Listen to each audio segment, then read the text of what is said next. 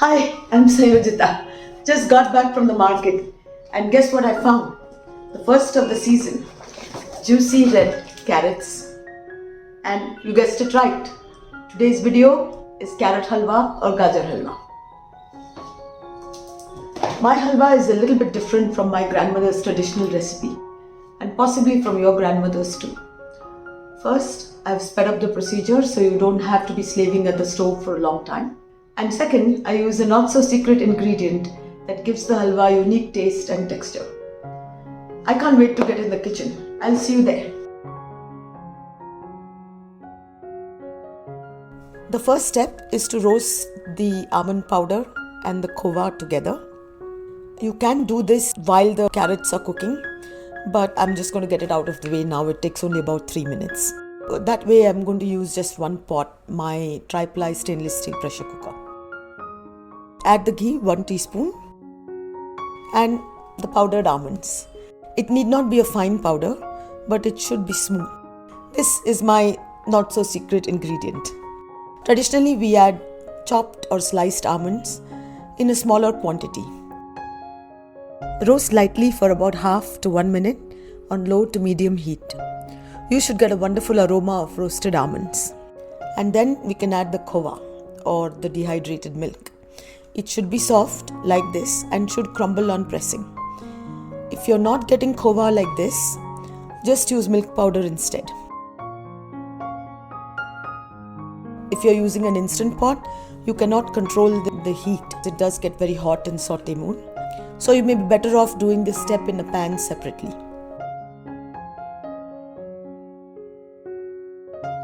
Just blend the khova in until it's all homogeneous.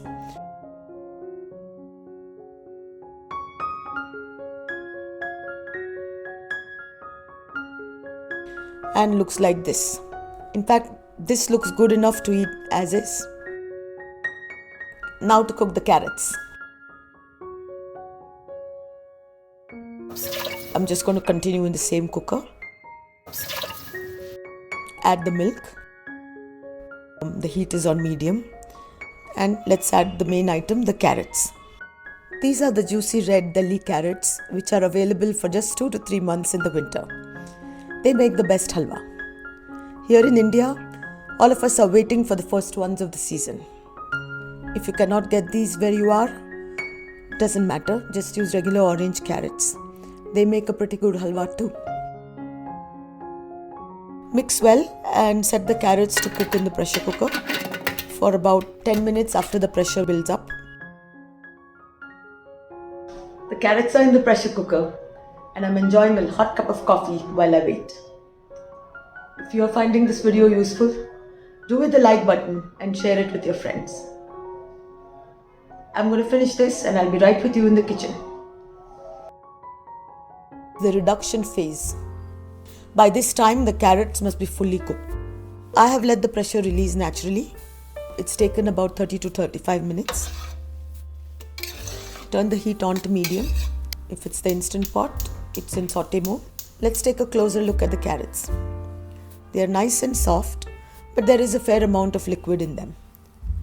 That is what we have to reduce. From now on, the pressure cooker or saucepan works the same.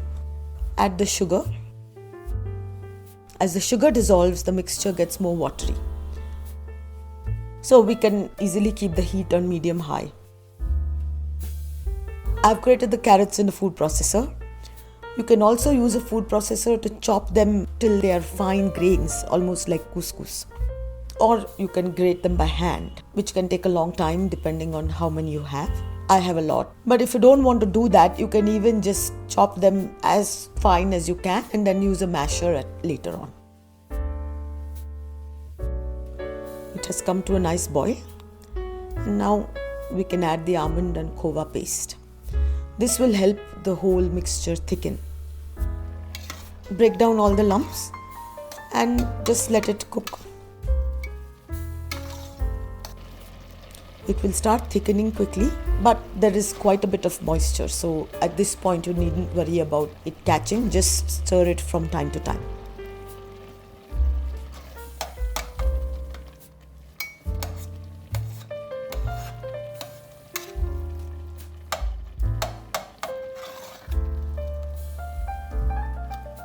As I mentioned in the very beginning, my halwa is different from my grandmother's traditional one.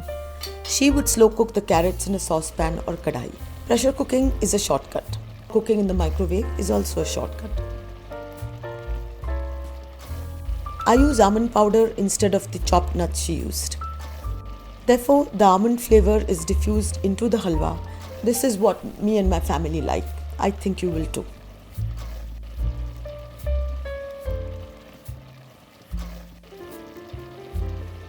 You can also cook carrots in the microwave. Mix the milk and carrots. Cook them at 60 to 70% power for about 20 to 25 minutes. The advantage of this is that it just doesn't need any monitoring. It just let the carrots cook and let it happen whenever.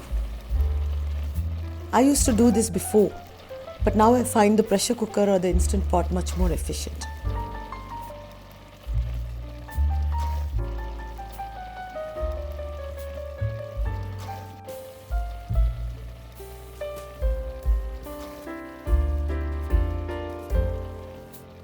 The raisins are optional. I like to add them, especially the dark ones. They are a good contrast to the orange-red halwa.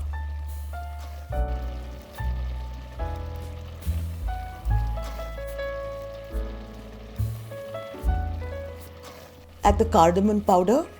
It's optional too.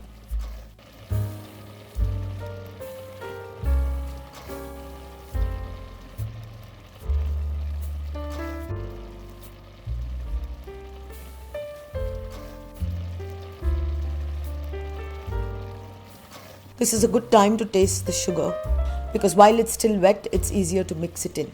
Keep in mind that the halwa will get sweeter from here on as we reduce it. But mine is just fine.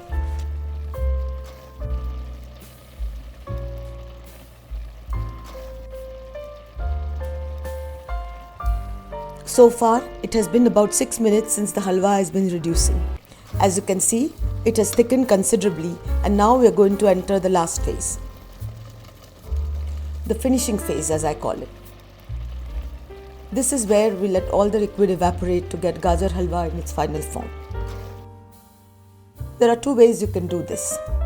I'll show you both. The first is to continue to reduce the halwa in the saucepan on low heat. And the second is to finish it off in the microwave. I have divided the halwa into two portions. One I have put in the microwave safe bowl, and the other will continue with right here.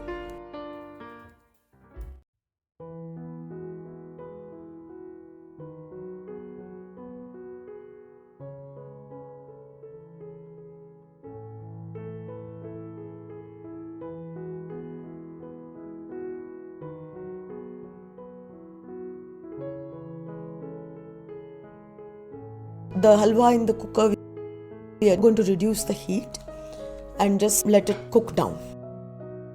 It will take a little time. Stir it periodically. The almonds give the halwa a chewy texture and the sugar the glaze appearance. The balance of the two gives you that chewy but glazed halwa. So if you add more sugar, you may need to add more almonds and vice versa. My flame is still a bit high because there's still plenty of moisture and not much is sticking to the inside.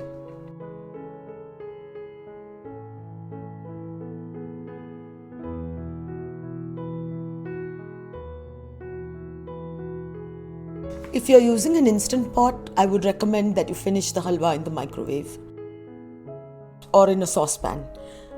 This is very hard to do in an instant pot because in saute mode the temperature of the pot gets very high and it gets difficult to keep turning on and off the saute mode to manage that. If you're a pro at that, go ahead, but otherwise your halwa is likely to burn.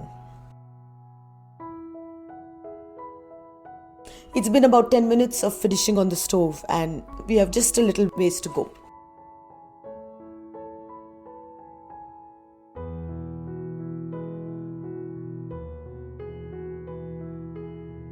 This one is done.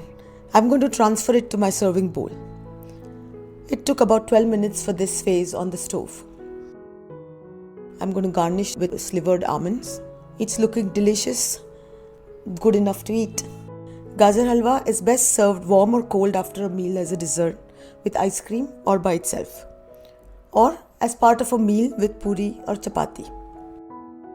I decided I would make a little bit of Gajar Halwa with the orange carrots, just so you know how it will look and that it's really actually quite wonderful.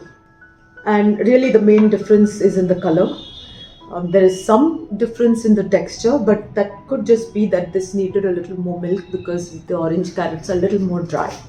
And now we can get back to finishing in the microwave. Here I've transferred it into my microwavable dish. These are the different stages as we reduce it.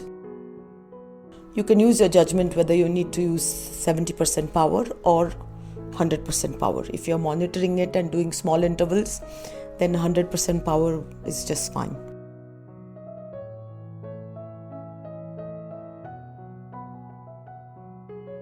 This looks good. It took a total of 11 minutes to reduce this one in the microwave.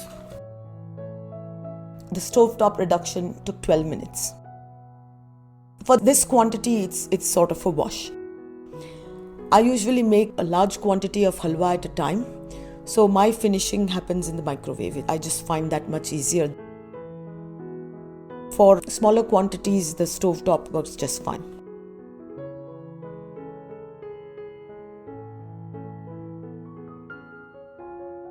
The Gajar Halwa is all done. I have served the two types of reduced halwa side by side, and there's no appreciable difference in the two, either to look at or in the taste. Next, you can watch my palak paneer video, because a meal of palak paneer, gajar halwa and roti checks all the right boxes for the taste buds and for their nutritive value. I look forward to your feedback in the comments section below. I'll see you next week. Thank you for watching.